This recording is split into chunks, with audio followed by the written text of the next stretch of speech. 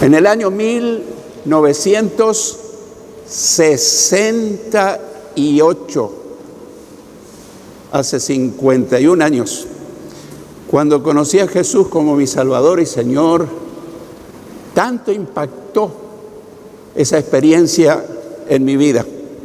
Ustedes saben que yo no lo recibí en una iglesia, no lo recibí en una cruzada evangelística, lo recibí en mi habitación de soltero, a solas con Dios, después de escuchar un breve micro radial, pero fue una experiencia que marcó mi vida hasta el día de hoy. Y mi primera intención muy fuerte fue hacer que otros tengan mi misma experiencia, que conozcan a Jesús. Yo no quería que conozcan una religión, querían que conozcas a Jesús de primera mano, porque uno puede conocer la historia de Jesús y no conocerlo al Jesús de la historia. Entonces yo quería, eso ardía en mi corazón. Y desde entonces estuve preocupado estudiando cómo llevar el mensaje de salvación, cómo presentar a Cristo a las naciones, a los amigos, en el trabajo, en cualquier lugar donde yo me encontraba.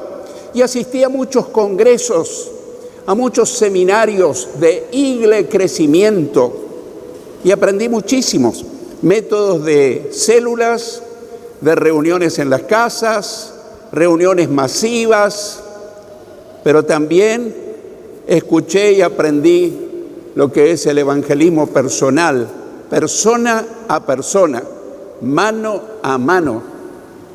Y cuando me puse a estudiar la palabra de Dios me di cuenta que este era uno de los métodos favoritos del Señor Jesús. Quiero recordarte algunas escenas. Por ejemplo, cuando Jesús evangelizó a Nicodemo, no fue en una multitud, fue mano a mano, persona a persona, evangelismo personal. Cuando Jesús evangelizó a la samaritana, fue un evangelismo personal de Jesús a la samaritana, ustedes conocen la historia. Cuando Felipe evangelizó en el desierto al etíope, fue un evangelismo personal, mano a mano, persona a persona. Y cuando recuerdo el método que el pastor Atanasio Robef, el iniciador de la Iglesia de Dios en Resistencia de la calle Obligado 653, que dicho sea de paso está cumpliendo 60 años esa iglesia, porque comenzó en el año 1959 al 2019, son 60 años. Él fue el fundador, el pionero de la Iglesia de Dios en esta zona. Y de ahí se dispersó la Iglesia de Dios por todos los barrios, por todos los pueblos, vecinos, por todo. Y él enseñó a los miembros de su iglesia a evangelizar al amigo, al esposo, a la esposa, al hijo, al pariente, al compañero de trabajo, a todo. Y esa iglesia creció. Yo no recuerdo que él haya hecho campañas evangelísticas. No creo que está mal hacer campañas evangelísticas, pero el método que él ocupó fue el evangelismo personal. Y recuerdo aquellos días donde yo servía al Señor también en esa iglesia, después que el pastor Atanasio Robés partió al cielo. Yo veía una iglesia pujante, vibrante, porque quedó ese espíritu, esa actitud de traerle a los amigos, de traerle a los parientes. Y así creció la iglesia, en una forma numerosísima. Pero después se empezaron a dispersar porque en cada barrio se empezó a abrir una filial de la Iglesia de Dios. Primero anexos, después iglesia, etcétera, etcétera. Entonces esta mañana vamos a compartir cómo ganar almas para el Señor. Cómo ganar almas para el Señor teniendo en cuenta este método, que es uno de los métodos más efectivos, que no tiene gasto. No estoy por hablar en contra de una campaña, pero en una campaña tenés que alquilar un estadio, tenés que pagar el audio, tenés que sacar permiso de SADAIC para pagar la música que se pasa, muchísimas cosas, movilizarse, más tiempo se invierte en todo el trabajo previo que en la evangelización propiamente. Y otra cosa, el que evangeliza es el evangelista. Y la mayoría de los creyentes lo único que hacen es ir a escuchar el mensaje. El evangelismo personal le pone en actividad a cada cristiano y no tiene horario. Puede ocurrir de camino al trabajo, puede ocurrir de camino a la facultad, puede ocurrir con una señora vecina que habla contigo, que viene a hablar circunstancialmente, ocurre en cualquier momento. Lo único que uno tiene que estar atento, predispuesto. Entonces vamos a examinar un pasaje de las Escrituras donde veremos cómo hacía Juan el Bautista, el propio Señor Jesús, y cómo hacían los apóstoles al comienzo de su ministerio. Vamos a estudiar un pasaje que se encuentra en el Evangelio de Juan, capítulo 1, versículos 35 a 37. Juan 1, 35 a 37, que dice: al día siguiente, Juan estaba de nuevo allí con 2 de sus discípulos. Al ver a Jesús que andaba por allí, dijo: este es el Cordero de Dios. Los 2 discípulos lo oyeron hablar y siguieron a Jesús. Examinemos por un momento algunos detalles de estos versículos. Juan el Bautista estaba de nuevo allí con 2 de sus discípulos. Él tenía discípulos, pero en realidad la finalidad no era que Juan el Bautista conseguía discípulos para sí mismo, sino que preparaba discípulos para que luego conocieran y se hicieran seguidores del gran maestro, el Señor Jesucristo. Juan el Bautista vino como precursor a preparar el camino para que la gente conociera a Jesucristo como Salvador, como el Mesías prometido. Esa es la tarea de todo cristiano, esa es la tarea de Juan el Bautista, hacer una preparación previa con el vecino, con el amigo, con el compañero de trabajo. Tal vez no es necesario que de entrada le hables de Cristo, pero entras en una relación de amistad, preguntando por su familia, ofreciéndole orar por sus necesidades, estrategias, porque generalmente la gente, si empezamos a hablarle directamente de la palabra, del Evangelio, de Cristo, lo más probable es que digan: ya tengo mi religión, yo también creo en Cristo. Entonces, cuando te interesas en la vida de las personas, ellas también abren la puerta de su corazón. Y aquí tenemos a Juan, que estaba de nuevo allí con 2 de sus discípulos. No eran los únicos, pero él estaba preparando a la gente y discípulos para que luego se transformaran en seguidores de Jesucristo. El verso 36 dice que al ver a Jesús que andaba por allí, dijo: este es el Cordero de Dios. Para nosotros podría sonar una frase extraña e incomprensible, pero para los judíos esta era una frase muy conocida y muy significativa. ¿Por qué? Porque en el Antiguo Testamento se sacrificaban corderos en los rituales de los cultos de los hebreos. Se sacrificaban los corderitos, que era una figura, que era un símbolo del verdadero Cordero, el Hijo de Dios que iba a venir al mundo. O sea que ellos no necesitaban que Juan el Bautista le explicara mucho por qué decía: este es el Cordero de Dios. Ellos lo interpretaban en el acto. Este es el que siempre escuchamos hablar de él. Hemos escuchado en la palabra, hemos leído de Moisés, en los profetas, que un día iba a llegar el Cordero de Dios. Y qué sorpresa, frente a sus propios ojos estaba caminando el verdadero Cordero de Dios, ya no un corderito, el Hijo de Dios que vino a morir por nosotros. Los 2 discípulos lo oyeron hablar. Y fíjate el entusiasmo con que habrá hablado Juan el Bautista. Tanta fue la motivación que recibieron, que no tuvieron otra idea que, dice que siguieron a Jesús. ¿Cómo tiene que ser nuestro evangelismo personal? Con entusiasmo, con convicción, con un verdadero deseo que otros conozcan. Porque si nosotros ofrecemos algo por obligación, nadie se entusiasma. Todo buen vendedor en la faz comercial, si te ofrece su producto por obligación, nadie le compra. Pero aquel que está convencido que su producto es lo mejor, para el cliente, seguramente que te logra vender hasta cosas innecesarias. A mí me pasó, tanto me ofrecieron, tanto halagaron el producto que me ofrecía que terminé comprando un producto.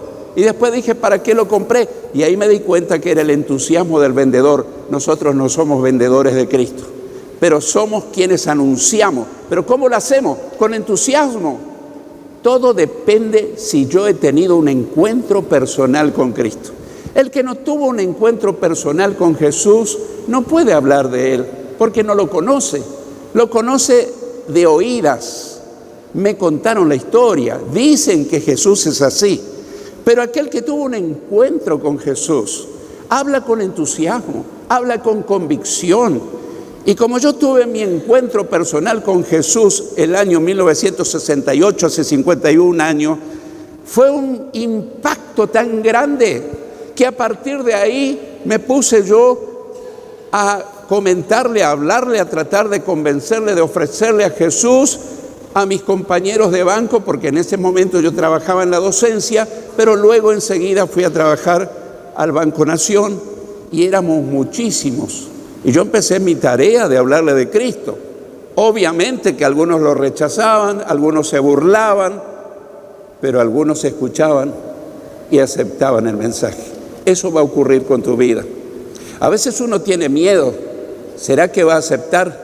Más allá de lo que signifique la respuesta o la reacción de la gente, tu gran privilegio es anunciar a Jesucristo. No anunciar tu iglesia, menos hablar de tu pastor. Nuestra misión es hablar de Jesús a aquellos que aún te digan, yo ya tengo mi religión, y aclararles, yo no te vengo a hablar de una religión, yo te vengo a hablar de alguien, de una persona que revolucionó mi vida, me trajo la paz que yo no conocía, perdonó mis pecados, me dio esperanza, me regaló la vida eterna. Y cuando estás hablando con palabras sencillas, con una convicción profunda, la otra persona comienza a sentir, yo quiero tener eso que vos tenés. ¿Cómo se hace? Y Dios te empieza a abrir la puerta y ahí tenés la oportunidad de hacerle la oración del penitente. No se te ocurra decirle, te llevo a mi pastor para que él te haga la oración. Vos tenés que hacerle la oración del penitente.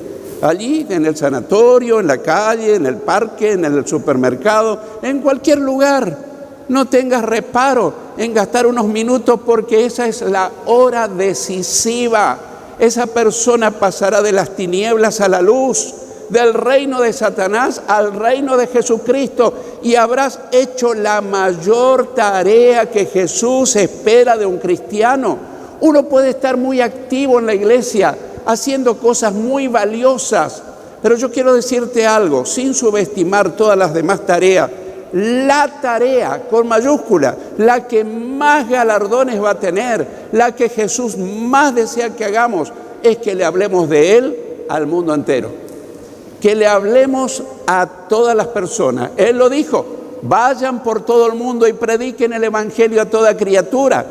El que creyere y fuere bautizado será salvo, pero el que no creyere será condenado. ¿Por Dios? No, por sus pecados.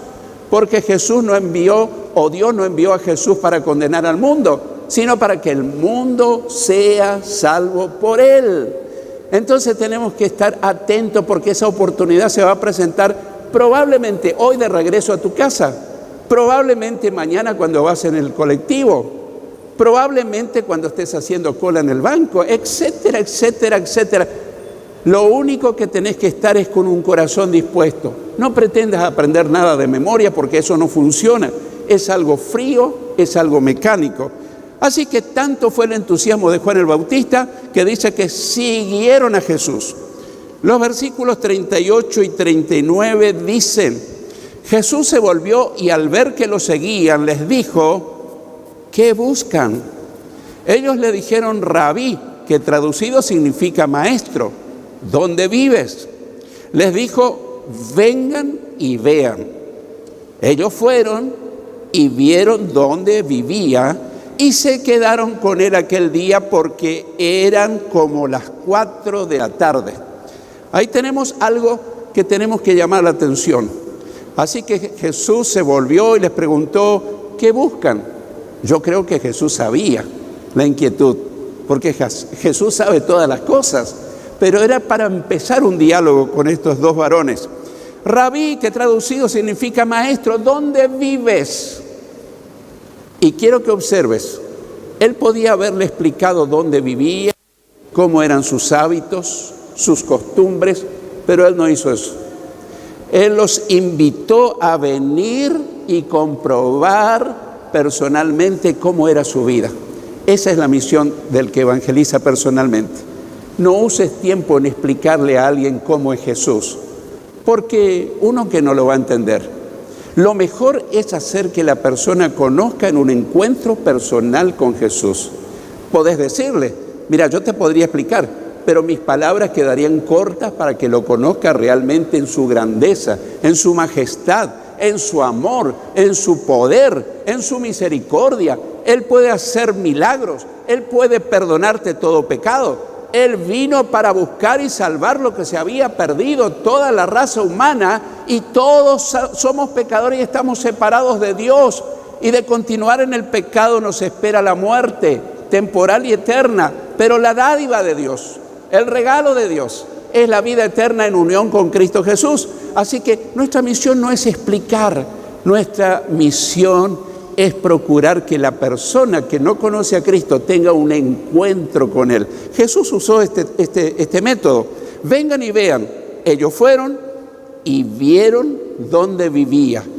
Y se quedaron con Él aquel día porque ya era como las 4 de la tarde. Yo trato de imaginarme, la Biblia no me lo dice, pero las cosas que habrán visto de Jesús porque se quedaron con Él no sé cuántas horas. Yo estoy seguro que ellos fueron impactados. Ni siquiera Juan fue capaz de transmitirle todo lo que significaba conocer a Cristo, pero ellos lo conocieron a Cristo en una experiencia personal. Ahí viene una respuesta. ¿Por qué mucha gente no habla de Jesús y que cree en Jesús? Porque nunca han tenido un impacto, un encuentro con Jesús. Cuando uno tiene un encuentro con Jesús, espontáneamente uno habla de Él. Te voy a poner algunas comparaciones. Cuando estás muy enfermo, probaste varios medicamentos y encontraste uno que te dio tantos resultados. Cuando te encontrás con tus parientes con el mismo problema de salud, ¿qué haces? ¿Qué haces? Usa este medicamento. A mí me socorrió en un instante. No gastes tiempo en otros medicamentos. Este es el medicamento. Eso mismo en el área espiritual.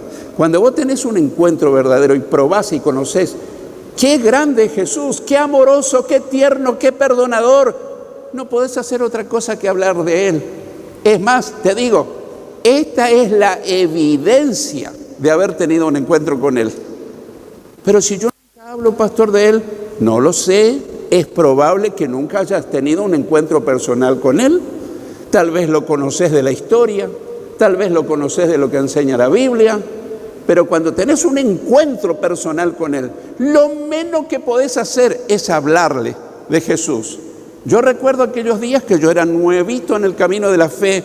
Le hablé al contador del banco, al gerente del banco, le hablé al tesorero, le hablé a mis compañeros, bajo riesgo de que se me rían, de que se burlen, pero yo cumplí mi tarea.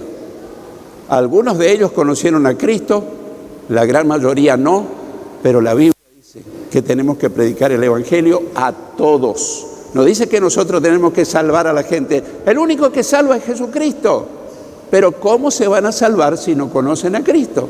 ¿Y cómo van a conocer a Cristo a menos que nosotros le hablemos de Él? Y a menos que tengamos un encuentro con Él, no le podemos contar de algo que me contaron. Así que fueron a donde vivía, se quedaron aquel día con Él porque ya era tarde. Los versículos 40 al 42 dicen: Andrés, el hermano de Simón Pedro, era uno de los dos que habían oído a Juan y habían seguido a Jesús. Este halló primero a Simón, su hermano, y le dijo: hemos hallado al Mesías, que traducido significa el Cristo. Entonces lo llevó a Jesús, quien al verlo dijo: tú eres Simón, el hijo de Jonás. Tú serás llamado Cefas, que significa piedra en arameo, que quiere decir Pedro y que significa piedra en griego. Quiero aclararte que Jesús le cambió el nombre, porque para esa cultura era muy significativo el nombre, pero nosotros también tenemos un nuevo nombre. Desde el momento que recibimos a Jesucristo en nuestro corazón, nosotros somos hijos de Dios. Antes éramos creación de Dios. Desde el momento que recibimos a Cristo en el corazón, somos ciudadanos del reino de los cielos.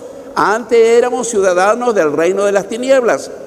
Ahora estamos camino a la patria celestial. Antes estábamos camino al infierno. Así que uno que ha encontrado a Cristo, lo menos que puede hacer es hablarle a otros de Jesucristo. Y Dios nos va a capacitar para hacer la tarea. Y quiero decirte algo más. A veces buscamos el gozo del Señor y no lo encontramos. Quiero decirte algo. Jesús dijo, y cuando venga el Espíritu Santo les dará poder y serán mis testigos en Jerusalén, en toda Judea, en Samaria y hasta lo último de la tierra. El Espíritu Santo viene a tu vida en el momento que empezás a hablar de Jesús, porque Él es nuestro paracleto, nuestro ayudador. Cuando empezamos a hablar de Jesús, el Espíritu Santo viene y toma tu lengua, toma tu mente, toma tu voluntad, toma tus emociones. Y después que terminás de hablarle a alguien de Jesús, decís, ni yo creo lo que le dije a esa persona, pero la persona comenzó a lagrimear, a llorar. Nunca creas que fue tu acción, fue la acción del Espíritu Santo actuando a través de tu vida. Dios quiere ocupar tu vida para que tus familiares, amigos, compañeros conozcan el más grande ser y para que se salven de ir al infierno, sino que estén camino al cielo. Y es urgente. Es más que urgente porque el tiempo se termina. Jesús está regresando a buscar a los suyos y el mundo está lleno de personas, tal vez religiosas, tal vez creen la historia de Jesús, pero tal vez nunca le hablaron de tener un encuentro personal. Y Jesús le cambió el nombre a Pedro y hace mucho el que nos cambió el nombre a nosotros. Nos llama hijos de Dios.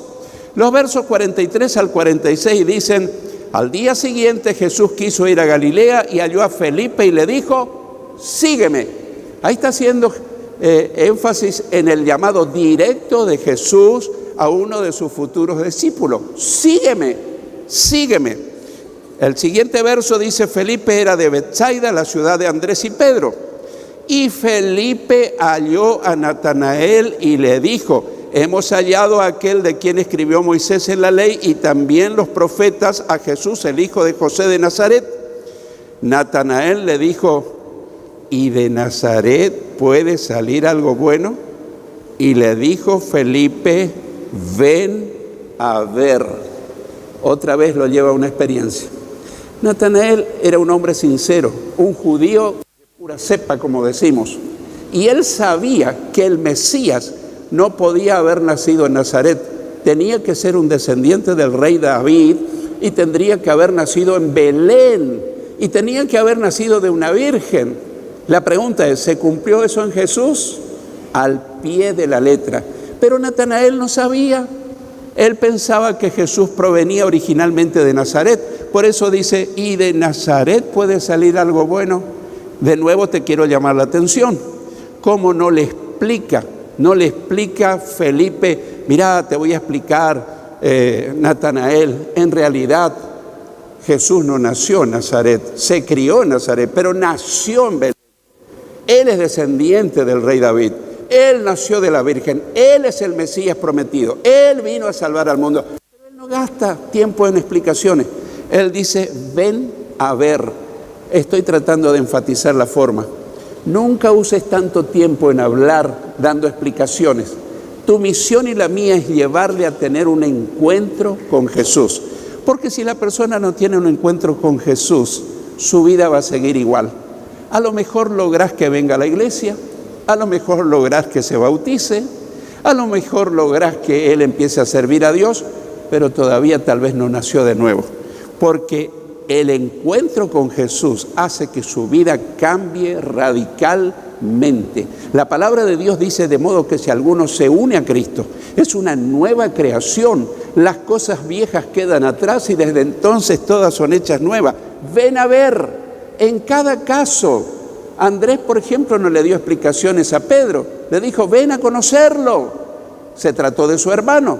Y yo pregunto, volviendo un poquito atrás, ¿hubiese existido el apóstol Pedro si no hubiese habido un Andrés que le hablara de Jesús? Bueno, qué pregunta. Y yo quiero decirte, a lo mejor en tus manos, en tu entorno, en tu familia, en tu vecindario, en tus compañeros, a lo mejor está un gran predicador, evangelista, alguien que Dios puede usar en gran manera. Y tal vez está esperando usar tu vida para alcanzar a esa persona. Y vos decís, ¿le hablo? No le hablo. ¿Le hablo? No le hablo. Si hubieses conocido mi vida antes que yo conozca a Jesús, lo más probable es que no me hubieses hablado de Jesús. Porque yo era un archienemigo de Jesús sin conocerlo. Jamás había leído la Biblia, pero yo decía que este es un libro obsoleto que no vale la pena leer y es para ignorantes. Y el necio era yo por hablar de cosas que yo no sabía. Pero Dios tuvo misericordia y me llamó y me encontró, más que yo encontrarlo a Él. Bendigo ese día glorioso que revolucionó mi vida y eso hace que permanezca a través del tiempo. 51 años. ¿Vos pensás que eso se debe a algún esfuerzo personal? El que se encontró con Jesús no abandona el camino, sigue, porque el poder de Dios lo sostiene. El que sabe la historia de Jesús, lo más probable es que siga un tiempo y deje de caminar con Él. Pasamos los versículos 47 al 51. Cuando Jesús vio que Natanael se le acercaba, dijo de él, aquí tienen a un verdadero israelita en quien no hay engaño. Natanael le dijo, ¿y de dónde me conoces? Jesús le respondió, te vi antes de que Felipe te llamara cuando estabas debajo de la higuera. Natanael le dijo, Rabí, tú eres el Hijo de Dios, tú eres el Rey de Israel. Jesús le respondió, ¿crees solo porque te dije que te vi debajo de la higuera? Pues cosas mayores que estas verás. También le dijo, de cierto les digo, que de aquí en adelante verán el cielo abierto y a los ángeles de Dios subir y bajar sobre el Hijo del Hombre. Así que ahí tenemos una experiencia extraordinaria. Alguien podría haber pensado naturalmente, ¿será que alguien le comentó de Natanael? No, nadie. Jesús conoce la vida de cada ser humano. Jesús conoce los más íntimos pensamientos de tu vida y de la mía. Jesús sabe lo que estás por decir antes que la palabra esté en tu boca. Jesús conoce todo. Jesucristo es Dios. Él es omnisciente, Él es omnipotente, Él es todopoderoso. Y ahí está, y Él se asombra porque Jesús le hace ver que Él tiene la capacidad de conocer. Y después se transformó en un verdadero seguidor. Querido hermano, querida hermana, yo quiero animarte, porque el tiempo se acaba. Y en el tribunal de Cristo, cuando vayamos al cielo, lo primero que el Señor nos va a preguntar es esto. ¿A cuántas personas le hablaste de mí en la tierra? Ay, pero Señor, yo te serví en la alabanza, yo te serví siendo maestra de la escuela bíblica. Todo eso está bien, hijo, magnífico. Podemos tener muchas cosas dignas de elogio, dignas de felicitaciones, pero la principal tarea de un discípulo de Cristo es hablarle a la gente de su Señor y Salvador Jesucristo. Me dirás, no todos van a creer, es verdad, no todos van a creer, pero cuando se abran los libros y Dios diga, fulano de tal, aquí está, le hablaste con lágrimas, con esfuerzo, se te burlaron, pero aquí está registrado que le hablaste a 1,000, a 2,000, a 3,000 personas. Tal vez esté un cúmulo muy pequeño en el cielo de todos los que le hablaste, pero los galardones por haberle hablado a estos miles te corresponde a ti. Y vas a decir, gracias Señor por haber aprovechado la vida, que es la gran oportunidad de recibir a Cristo en primer lugar, de tener un encuentro con Él, pero en segundo lugar, de hablar de Cristo a todas las personas que el Señor ponga en mi camino. El Señor nos está hablando y es el gran desafío que nos deja, porque los días se acaban. Cristo vuelve a buscar a los suyos y hay cientos de miles de personas de alrededor nuestro que si hoy se murieran, no entrarían al cielo. Que Dios nos ayude, queridos hermanos, Ha llegado el tiempo de hablar de Jesucristo. Y te digo lo último, cuando hablamos de Cristo, se te olvidan tus problemas. Tus problemas quedan pálidos, quedan en un segundo lugar. Pero pastor, ¿y qué hago con la deuda de esto, el dinero, el trabajo? Jesús habló extensamente de ese tema. Y Él dijo, busquen primeramente el reino de Dios y su justicia, lo que Dios quiere, la voluntad de Dios. Y todas las demás cosas te serán añadidas. Jesús nos ofreció el mejor negocio, ofrecer lo que al reino de Dios le interesa, ofrecer la salvación a los que no son salvos, y Él se va a ocupar de tu finanza, se va a ocupar de tu salud, se va a ocupar de tu familia, se va a ocupar de tus problemas laborales, se va a ocupar de todo. Busquen primeramente el reino de Dios y lo que Dios quiere, y todas las demás cosas te serán añadidas. El que tenga oídos para oír, que oiga.